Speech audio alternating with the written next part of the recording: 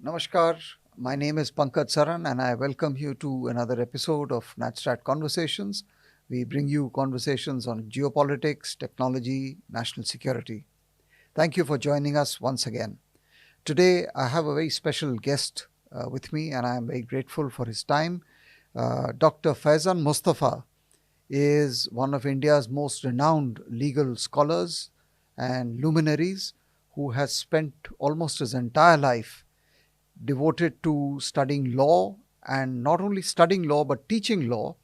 Today, he is the Vice Chancellor of the Chanakya National Law University in Patna, but more importantly, he was the founder Vice Chancellor of the National Law University in Orissa, and very interestingly, the Vice Chancellor of Nalsar University, one of India's best and the most eminent law colleges that has been established in the recent past. He's also taught at the Aligarh Muslim University. He's been a registrar at the AMU. He's written many books. He has authored several tens of articles on constitutional law and different facets, on the personal law, on other kinds of aspects of law. And so we are very lucky and very fortunate that he is in the studio with us today. Dr. Mustafa, a warm welcome. Thank you, sir. To NatStrat Conversations. I know that you're a busy man. You live in Patna. Yes, sir. And that you've taken time out to come to the studio. Thank you so much. बहुत बहुत शुक्रिया आपका. Thank you. So I want to begin by asking you, what has been your experience personally? You spent your whole life in the field of law and you have devoted, there are people who make money out of law, who go to corporate law and work in companies. You have taken a totally different path in terms of setting up academic institutions, colleges, universities. You've been a vice chancellor. You are still vice chancellor. How do you rate the evolution of law education in India? And what has been your own personal journey, challenges that you faced in your younger days, and what challenges do you face today? So a little bit about your personal life. Yeah, that's right. So, Before we start. I was doing history, so I was taught by some of the leading historians, and then I got attracted to law. As you know that not only in India, but even in rest of the world, most of the freedom movements were led by lawyers. So Gandhiji was lawyer. Nehru was not a great lawyer, but people did not mention this fact or weakness of Nehru in their discussions about Nehru. He was a poor lawyer by all means. Patel was a great lawyer. After independence, legal education was allowed as a part-time course. So many people did law along with the MA. It was a 2-year course. So when you had oversupply of lawyers and the rigor was not there, then we ended up with several briefless lawyers.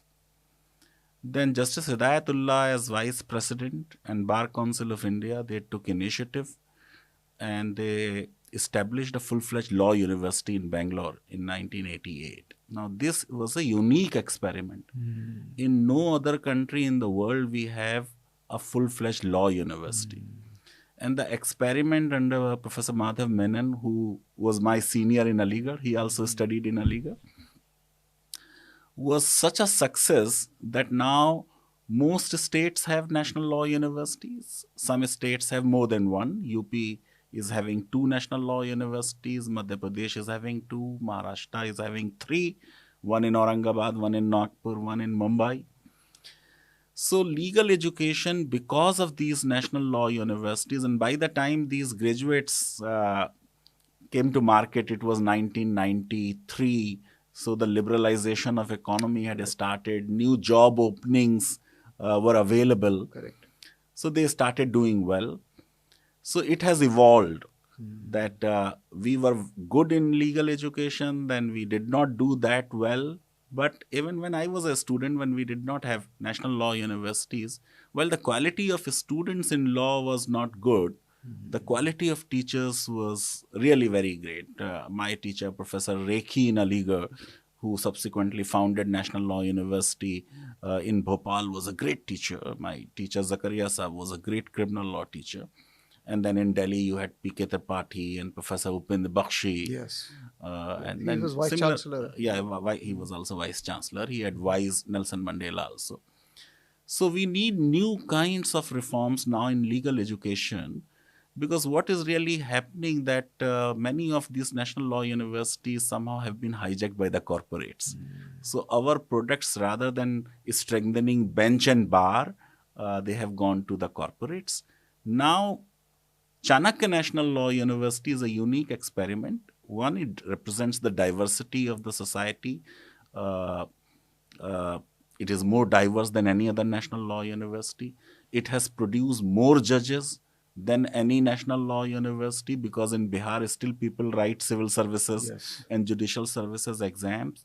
We now want to have a legal education which is more than a legal education, is justice education. We want to produce soldiers of justice, because ultimately the goal of a constitution is that we achieve a just society. You rightly said that people make a lot of money, and that's why Shakespeare said that the first thing we should do is to kill all lawyers. I don't agree with him, because lawyers fight for cases and for causes. We have nobody who can be a substitute of lawyers. So we need lawyers. There are lawyers who make a lot of money, but they do a lot of pro bono work also. So uh, you can't imagine a society where you don't have people who will fight for the causes of others. So Very good. therefore, lawyers are needed, but we need socially relevant lawyers. नहीं, जो आपने बात की socially relevant की, that brings me to one issue that here in NatStrat, we deal mostly with security and geopolitics and all that. So I was very keen to talk to you about the role of law, or the rule of law, as an internal security imperative for the nation. That you cannot actually have an internal security ecosystem without strong institutions of law. So I want to ask you, over a period of time, how do you see, and what is the challenge you see? What are the challenges that are facing us today? What we should address in terms of making law or the justice system something which a citizen can look up to, and which can guarantee the rights of an ordinary citizen, because then from there, if there is disaffection or alienation in society, then you land up with other kinds of problems. No, इस पे थोड़ा सा, I हाँ. would like to answer Pankaj sir differently. One, rule of law and not rule of man is something about which humanity is now convinced. So there is no one man who can rule us. Yes. In fact, we say rule of law is king of the kings. Right. And it is said that even God is bound by the natural law. Right. So even God is not free. So there has been a debate between Aristotle and Plato that whether we should be ruled by good men or by good laws. So Plato was of the view that we should get a philosopher king. It is better to get good people. Aristotle was of the view, no, it's better to have good laws. So rule of law is a constitutional ideal, though this term has not been used in our constitution. But still it is the part of the basic structure of the constitution. There is no debate about it. In terms of internal security, many a times, many state officials personally feel that rule of law at times ties their hands. There is a judgment from Israeli Supreme Court where their Chief Justice said that many policemen say that, our hands are tied because of law, and therefore we are not able to deal with the problem of terrorism or problem of crimes. Now, theoretically speaking, we need to look at it that when we are talking of this problem of terrorism or crimes, we are talking of one particular branch of law. So there is a civil law, there is constitutional law, we are talking of criminal law. Now, criminal law is an instrument of a state. Here, the might of the state is pitted against a little man who is called an accused. So, on the one hand, there is a state who is making laws. So, what will become crime, what will not become crime is decided by one party. Absolutely. Then what punishment will be there is decided by one party. Then who arrest that party? Is investigating agencies, ED, Correct. CBI, etc., are state agencies. Judges are appointed by the Correct. police. The prison administration is a state. So on the one side, you have a very powerful party, prosecution, and on the other side, you have an accused. Now that accused may be Delhi's chief minister or Jharkhand's chief minister, but as an accused, we have seen that he is vulnerable. That is why in criminal law, theoretically speaking, the principles were so made that no one should be punished unless he has really committed crime. That's how that presumption of innocence, that we would start that everybody is Yes. presumed innocent, and the burden is on the other party to prove beyond any shadow of doubt that this person has committed crime. Correct. The whole idea is that a state does not take advantage of its enormous powers and undue position at litigation. That is the whole idea. Therefore, if two versions of prosecution story are possible, one favoring the accused, other favoring the prosecution, the one favoring the accused is to be accepted. Or if there is a benefit of doubt, it is to be given, because an individual is pitted against the might of the state. Now, what has happened, not only in India, but in the whole world, post 9/11, number of countries passed such kind of laws that they got an opportunity to come up with laws which in a way undermine rule of law and undermine these thumb rules of legality of criminal law. Therefore, instead of presumption of innocence, these laws come up with presumption of guilt, and they say you prove you are an innocent. So there is a difference between the expression rule of law and rule by law. Now, rule by law means you have a power to pass law. You can pass any law. Many of these laws, which even during emergency Mrs. Gandhi brought in, like MISA, for instance, and NSA and several other laws, TADA subsequently Congress brought in, then POTA was brought in. The civil libertarians call them black laws. These laws are not treated as part of rule of law regime. They are treated as part of rule by law regime. Most of these laws have also been upheld by the courts.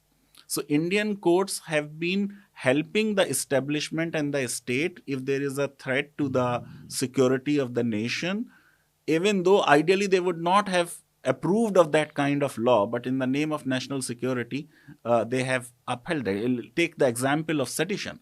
It was only recently when the court said that unless some speech leads to some violence, mere speech would not be sedition.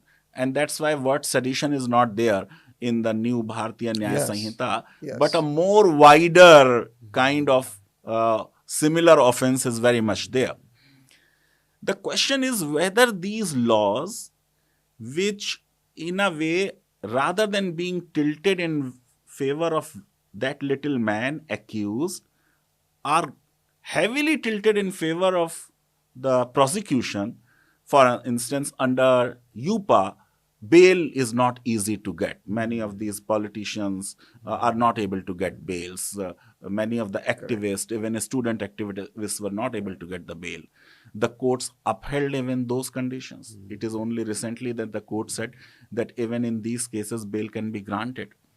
But whether any of these laws have helped the object of strengthening internal security? And the answer is no. Why? Because in most of the cases under ED, they are leading in acquittals in about 97%, 94% cases. Really? That's how it is. Two, the situation of the internal security cannot be improved by law alone. Correct. Correct. So my view has always been that law is not a great agent of social control.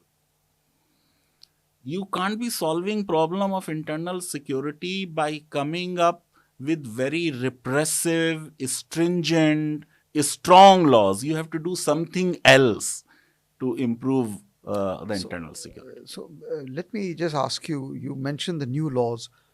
How do you assess those laws? I mean, they have now, of course, now come into force. No, I had welcomed when the committee for reforming Indian Penal Code and CRPC and evidence was made. I had written an article in favor of it. My expectations were high. I am very grateful that I was invited by the Joint Parliamentary Committee and I made a detailed presentation there. There are improvements. More improvements are there in the Bharatiya Nagrik Suraksha Sanhita, this BNSS, which replaced Code of Criminal Procedure. There are some changes in the Indian Penal Code, which has become Bharatiya Nyaya Sanhita, and hardly any significant change in the Indian Evidence Act, which has become Bharatiya Sakshya Adhiniyam. Now, because my expectation was high, I'm little disappointed. Just to give you an example. In most countries in the world, we do not have blasphemy as a crime anymore. I had argued very strongly in my articles and elsewhere also that the time has come when we should decriminalize blasphemy. When religions don't need the protection of defamation law. Yet we have retained it. Similarly, criminal defamation. Yes, that's another big I, issue. I believe that the Supreme Court judgment on criminal defamation needs a review. Supreme Court itself probably sometime would be inclined to have a relook at it. If somebody really feels that he has been defamed, let him use the civil justice system.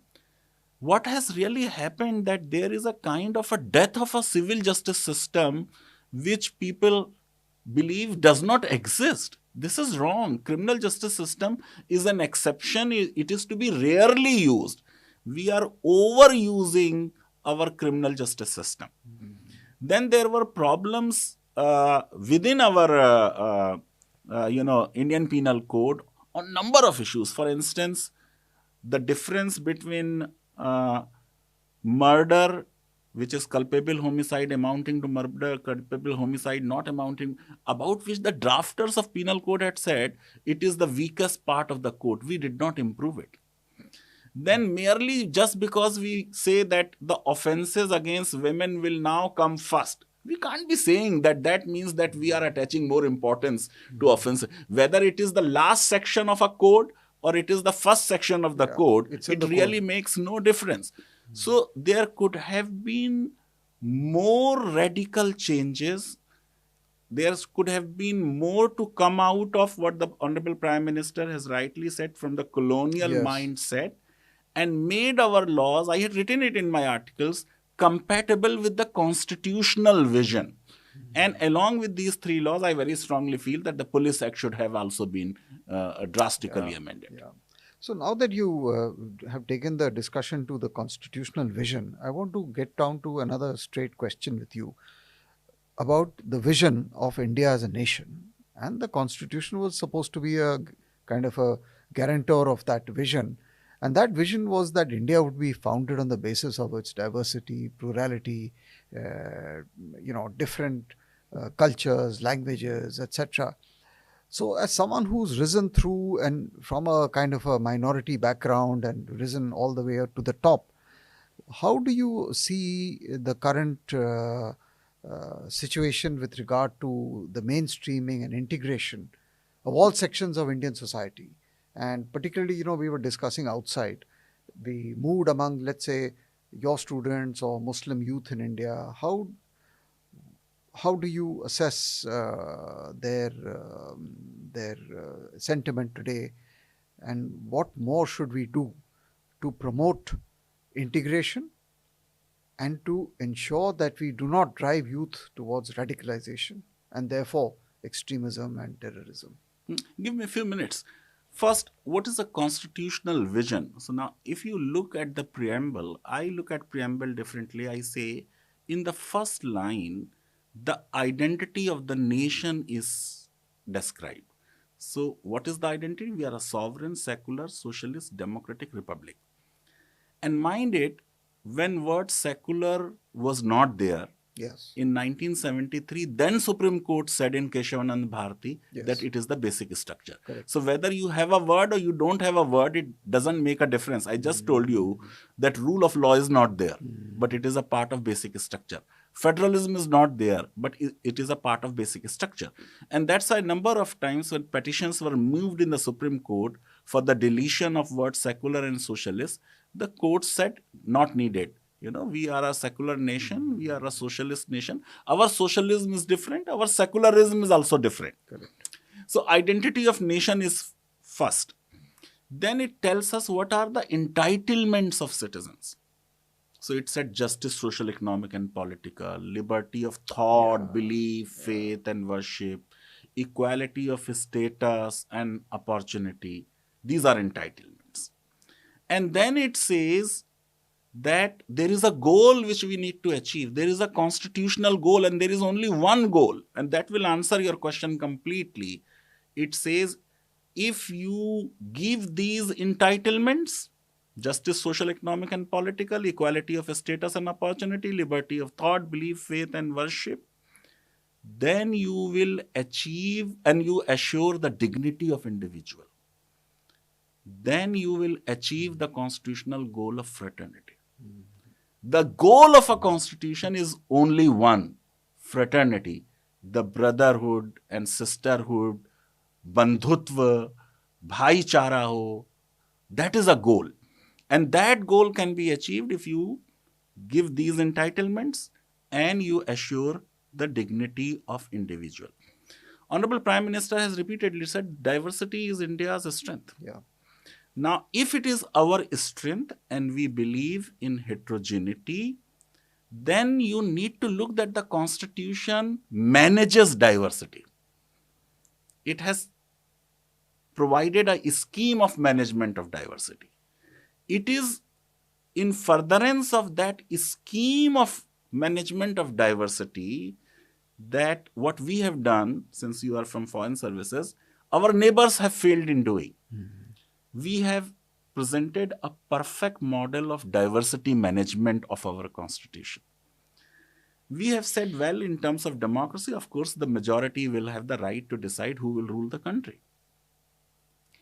We have guaranteed rights to individuals because the versatile development of a personality of individual will require he has freedom of speech. He shouldn't feel suffocated. We have not specifically set freedom of press in our constitution like American constitution, but it is very much there. Then we said he will have right to equality, he will have freedom of religion. So you are free to follow whichever religion you follow. I personally believe freedom of and worship, that freedom of religion also includes freedom from religion, which many in our country don't recognize. And it also means freedom within religions. In the name of freedom of religion, you can't be saying that we will deny XY right to Muslim women or XY right to Hindu women. We can't be doing that. So freedom of religion will include freedom from religion also and freedom within religions as well. Now, after giving these universal rights to all the citizens, to preserve the distinctiveness, we realize that we are a country about which it is said, "Kos kos pe badle pani, char kos pe badle bani." So basically, there is a linguistic diversity. The states were carved out on the linguistic basis. Therefore, we said that everyone will have a right, whosoever has a distinctive language, script, or culture of his own, to conserve the same. And then we said minorities, whether based on religion or language, shall have right to establish and administer educational institutions of their choice. Now, one group says that these minority rights are unnecessary, they are a kind of appeasement. They don't understand how we define our minorities. Our Supreme Court has repeatedly said that minorities are to be defined at the level of a state. And therefore, Brahmins of Tamil Nadu, when they are in UP and they set up a Tamil medium school, it's a minority institution. Correct. So Hindus are religious minority, let us say in Kashmir, in Punjab, in Mizoram, in Nagaland, in Lakshadweep, and they are a linguistic minority in the whole of country. Even in Delhi, Correct. you have over 1 dozen Sindhi Hindu minority institutions. So there is no appeasement of minorities. I'm very glad you're putting And this. our current government's own National Commission for the Rights of Children have found that in the minority institutions, 62.5% non-minorities are studying. So basically, minorities are educating non-minorities. In St. Stephen's or CMS Vellore or St. Xavier's, you don't have all 100% minority. In fact, the law Supreme Court has laid down, you cannot say that in a minority institution only minorities will study. Because if only minorities will study, nobody else will come to know about their language, about their culture. So we, being a secular state, we cannot promote any one language or one religion or one culture. So in public square, we cannot do it. We have allowed minorities, whether they are Hindus or Muslims or Christians or they are Tamil or they are Telugu or they are Punjabi or whatever, or Konkan, that you will have your institutions. Within those institutions, let your culture, your religion, your language flourish. So that is our diversity and then we had set up commissions for SCs and STs, for minorities. The whole idea is that no one should really feel left out, and we preserve the distinctive identity. So we don't believe like America in the melting pot. We believe in the salad bowl. So let all the distinctive identities be preserved. They be on the table available. No one can say that I have been, assimilated. So Indian Constitution's vision is not assimilation. It is integration. The word integration, by the way, was not there in the Constitution originally. It came from same notorious 42nd Amendment which brought in secularism. So, very powerfully put. But then, what do you say to those who say that this is a civilization going back thousands of years? It is. We are very proud of our civilization. You see, when Pandit Jawaharlal Nehru moved the objective resolution, the very first line he said that we have behind us 5,000 years of glorious revolution. Civilization. So Indian Constitution reflects our civilizational ethos. That's why we did not need word secular to say the obvious. Nobody in the Constituent Assembly was saying that let's not have word secular because we are not secular. They said not needed. It's too obvious. But I don't. A few words from you on the Uniform Civil Code. I don't want to get into that. It's a very technical and a legal. But just a few, since it is flowing from the discussion and the personal law issues. Where do you stand on these? No, as a constitutional law teacher, my position is very clear that it's a constitutional ideal. We need to go for a uniform civil code. I have been for over 25 years writing that there is no way that you can have any law which is inconsistent with the Constitution. So all personal laws have to be compatible with the constitutional scheme and a constitutional vision. Now, I have also said that if doing it in one go will polarize our society, then let us go do it piecemeal. That reform one thing today and another thing tomorrow, it can be done. It is also not necessary that you have one law for everybody. For even Hindus, we were not able to bring one uniform civil code. Hindu code bill, when it was presented by Ambedkar, who was a law minister, it was opposed by almost everyone, including the Congress president, including the president of the Republic, Rajendra Prasad ji, including the president of speaker of Lok Sabha. Right. Out of some 27 speakers who spoke, 24 opposed it.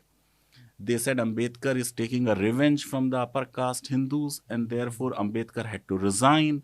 Nehruji had to make compromises, and then it was passed in 3 different laws: Hindu Succession Act, Hindu Marriage Act, and Hindu Adoption and Maintenance Act. So it's not really necessary that we have one law. In any case, we should also understand that on most laws, we already have a uniform law. So there is uniform criminal law, uniform transfer of property law, uniform sale of goods law, uniform Indian contract law. I have also been saying that we should also understand, while my position is you can't have a law which is inconsistent with the constitution, but uniformity in itself is not a great value. You may have a uniform law which is unjust. Therefore, I have also written that just code is far more important than an uniform unjust code. To say that uniform law brings integrity or makes nation strong is also flawed. In United States, you have 50 constitutions in different states. All states have different criminal laws, but US is the most powerful country of the world. So it is not really the uniformity which is important. What is important that justness of laws. We can't be compromising gender justice. We can't be undermining the principles of equality, both formal equality as well as substantive equality. And we need to go through the similar process what we did about the Hindu law. Now, for Hindu law in 1941, we constituted an expert committee. It made recommendations. It took 15 years for us to come up with law which was compromise. And then thereafter, subsequently, amendments were brought during Manmohan Singh ji in 2005, when Hindu daughters got a right to become a co-partner and got a share in the ancestral property. So law reform is an ongoing process, but it should not be politicized. Law reform should be dealing from the electoral politics. Let's not do politics on reform. Reform laws because you have to bring every law and make them consistent with the constitution. So, I just want to pose this to you, that there is a view, it may be uninitiated, it may be a very simplistic, about, let us say, how in the Muslim Ummah, how there is this dynamic tension between allegiance to a global or a transnational Muslim Ummah and the constitution of a nation state. So last year we had some few visitors from Saudi Arabia, etc., who came and had discussions, scholars and others. And so this question arose, whether in the specific case of the Muslim community, whether is that debate still open or it's a settled issue as far as India is concerned? Because I think in the new states which were created, Pakistan and then Bangladesh, etc., they have taken a very different route and identity. But in our case, the whole kind of foundation was that every Indian citizen, regardless of religion in this case, will primarily owe allegiance to the constitution rather than some international appeal. You see, in terms of beliefs, you are free to believe in whatever you want to believe. So whether you believe in one God or one prophet, Indian prophet or Arabian prophet or a Palestinian prophet, you are free. Or Iranian system, you are free. Because constitution gives you liberty of thought, belief, faith and worship. But today, not only in India, but you go to any country, the supreme law of that country will not be any religion. It will be the constitution of that country. Now, talking about our neighbors, the whole partition was a flawed project. The two-nation theory itself was flawed. Having lived here for 1,000 years, you can't be saying that you are a different nation.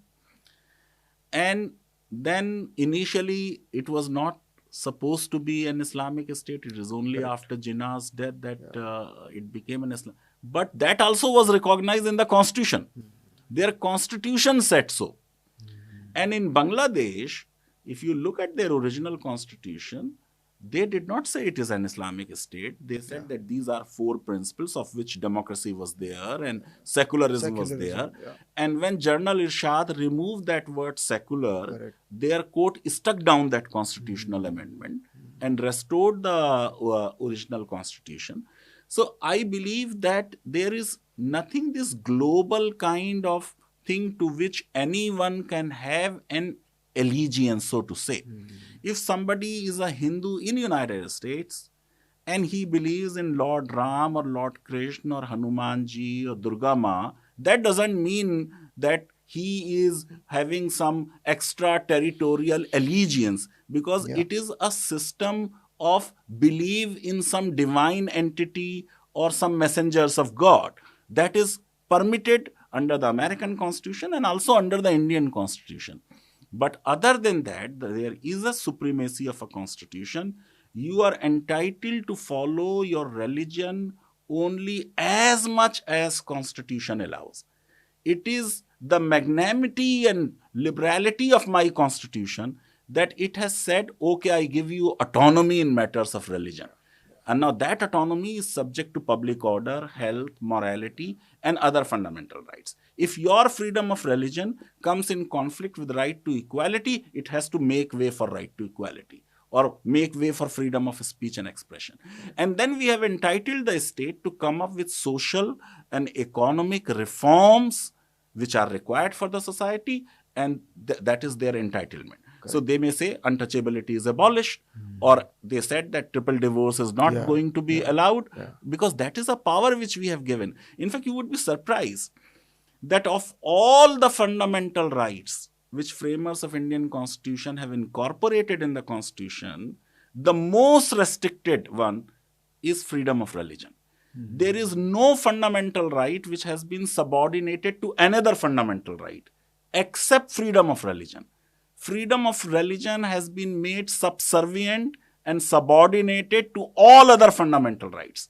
Because we were creating a modern progressive nation, we did not want religion to become too powerful. In fact, I'm a little upset. You were asking about the youth. Youth is also a little upset with an overdose of religion and with this rush hour of God which we are having. Is we are having too much of discussion about religion and protection of religion. Now, this is not a sign of progress.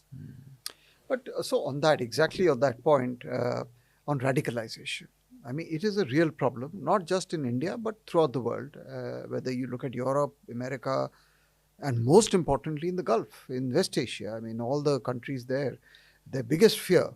And we've witnessed the decades of the 2000s and of terrorism and radicalization. I know you don't study this issue. It's not part of your my area. It's not your area. But any observations from a legal my as an outsider, my feeling is that if every individual feels contented and satisfied with the system, if the state guarantees every individual what the Constitution promised, assuring the dignity of individual, if everybody gets justice, social, economic, and political, and has liberty of thought, belief, and faith and worship, nobody can be radicalized. Only unemployed people, uneducated people, people who have been unjustly treated by the system. If somebody's brother has been killed in a police encounter or in a police custody, or somebody has been falsely prosecuted, implicated, has been in jail for years in a false case, they are easy prey to enemy country who may through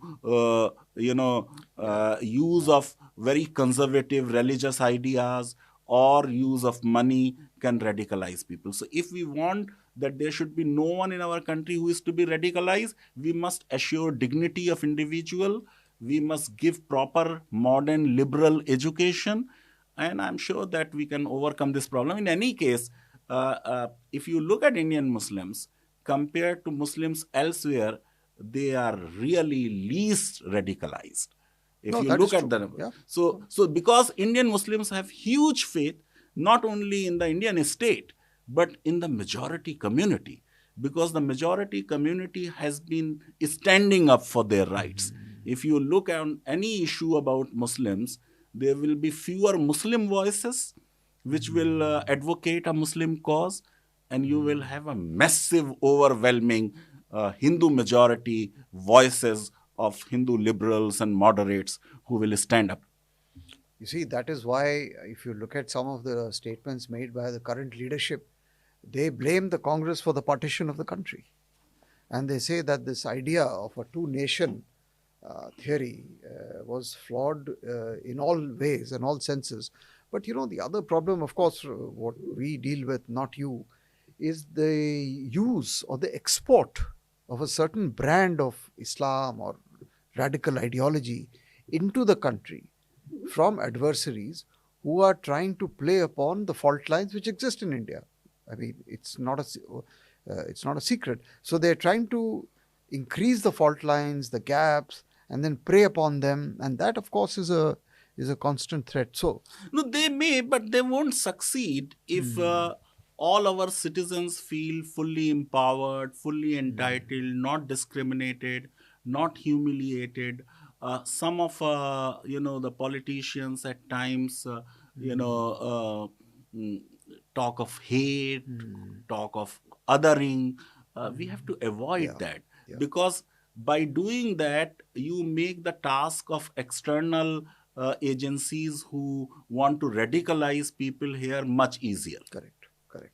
No, thank you so much, Dr. Mustafa. This is a fantastic discussion.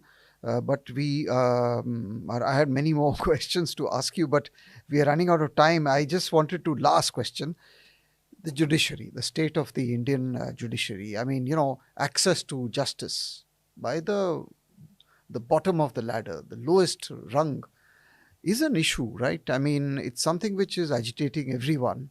A lot has been written about and so on.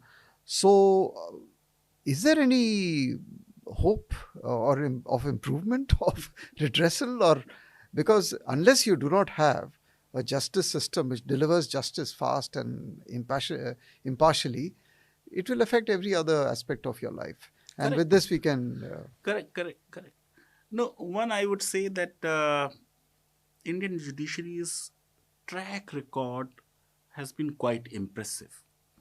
Our judgments are quoted in European courts, even in Canada, in South Africa. By and large, people look up to Indian Supreme Courts. There have been times and judgments where the critics say that our court became more executive Hmm, minded than the executive itself. correct. It happened during emergency for cases like ADM Jabalpur. It also happened in the recent past. But in terms of access to justice, we need to make sure that the judge population ratio is good. We have very poor judge population ratio. So unless we appoint more judges, we won't be able to improve access to justice. Two, I believe that even of the existing vacancies, about 25%, 30% vacancies uh, all the time remain vacant, which is not good, both in the subordinate district courts as well as in the high courts. And thirdly, I believe that as such, we are passing laws without doing any auditing in terms of a law, that how much litigation it would lead to. So whenever we are coming up, in fact, in democracies, because any government which has majority, for it to improve economy and do something substantial will require more efforts. Correct. But to pass a law, it has to just introduce the bill and issue a whip. Correct. And therefore, there are laws which have led to a kind of a litigation explosion. Even though Indians are not that right conscious, we still believe in Correct. kartavya. We Correct. still believe, the Correct. only right you have is the right to do your duty. So, uh, overall, as you look at Indian judiciary, there have been ups and downs. By and large, the record is fairly good, but poor people cannot really afford the high fees of lawyers in the Supreme Court. There are Supreme Court lawyers who charge 85 lakhs, per day, per hearing. And then the main cases, I have been saying it for some time, that there are cases where court need not decide anything against the government. It's a matter between two individuals, or it's a natural justice principle. Correct. Say, for instance, if there is a very clear case that the husband was part of a selection committee and selected a wife or changed the composition, it is a basic natural justice violation. The jurisprudence is clear. Even in such cases, if the past precedents are not followed, or on the smallest of cases, they end up in the why district courts are not granting bail. Now, for a few Delhi riots cases, Supreme Court for last almost 2 to 3 months is having long hearings for bail.